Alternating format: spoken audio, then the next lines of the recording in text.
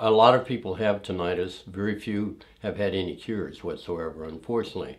Tinnitus is either a ringing in your ears or a hissing in your ears. I happen to have a hissing in my ears. But tinnitus is caused by various things. In some cases, they say it's caused by shooting guns. And in other cases, it's caused by putting earphones in and listening to very loud music. Unfortunately, mine didn't come from either of those. But nevertheless, it obscures your hearing at certain octaves, depending on the octave of the hissing or the ringing.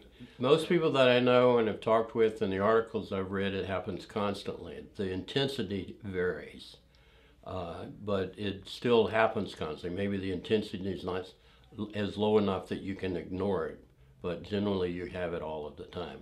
I know that I have it 24 hours a day. The intensity does change. When it first occurred, I went to the doctor, and the doctor sent me to an EENT doctor. I went to a total of 11 doctors over a space of a year and a half, all of which were specialists in the field. I also went to a clinic at one major hospital that deals exclusively with tinnitus, and unfortunately, none of them had a solution that was helpful. Now, in certain cases, their solution was to put on a hearing aid and you'll just hear better. And that, what I was looking for was a solution, not something to obscure it, which is how I got to Now Hear This.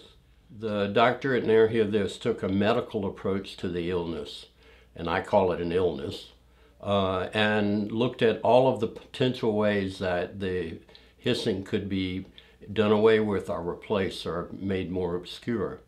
And he, in his research, rather than saying, well, here's a hearing aid, buy the hearing aid, he did some in-depth research of all the causes that could be a possible cause of tinnitus. And in this particular case, he identified that I happen to take a medication called Synthroid, and that in certain cases, Synthroid can cause tinnitus.